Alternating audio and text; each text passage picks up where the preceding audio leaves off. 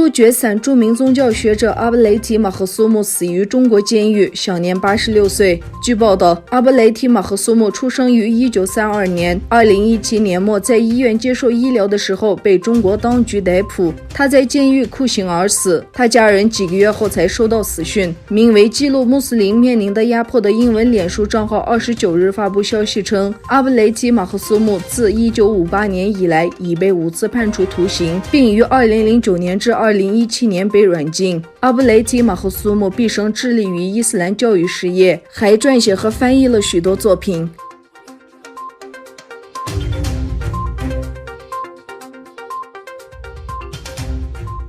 居住在美国的维吾尔活动人士阿布拉江·雷利拿曼宣布，维吾尔共和党已于2020年3月7日在加拿大蒙特利尔成功召开了第一次全体会议。在会后发表的一份声明中，阿布拉江先生说，维吾尔共和党的建立是在一个敏感的政治局势下进行的。中国在东突厥斯坦的种族灭绝处于历史最高水平。他强调，维吾尔斯坦共和党准备与各党派和组织合作，以推翻中共侵略者在东突厥斯坦的非法统治。该党颁布了其正式宣章，并开始从世界各地招募成员。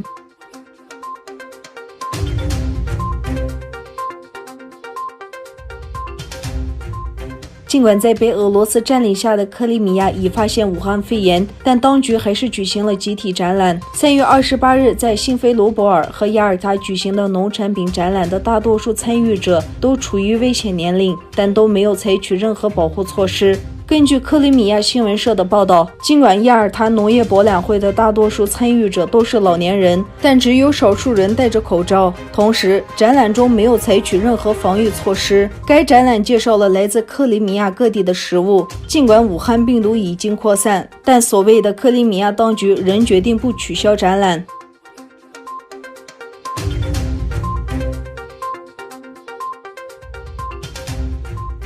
白宫抗疫小组重要成员、国家过敏和传染病研究院院长费奇接受 CNN 专访时提出警告，表示由于医疗物资严重短缺，武汉冠状病毒大流行可能在美国导致10万至20万人丧生，遭到病毒感染的民众则高达数百万人。费奇29日在 CNN 节目《美国国情》上表示，疫情造成全美数百万人死亡是不可能，最可能的死亡人数将落在数十万人。根据我们现在看到的情形，我会说有10万到20万人死亡。根据约翰霍普金斯大学的最新数据，全美武汉病毒死亡人数在29日已超过2400例，如今确诊案例也已突破14万例。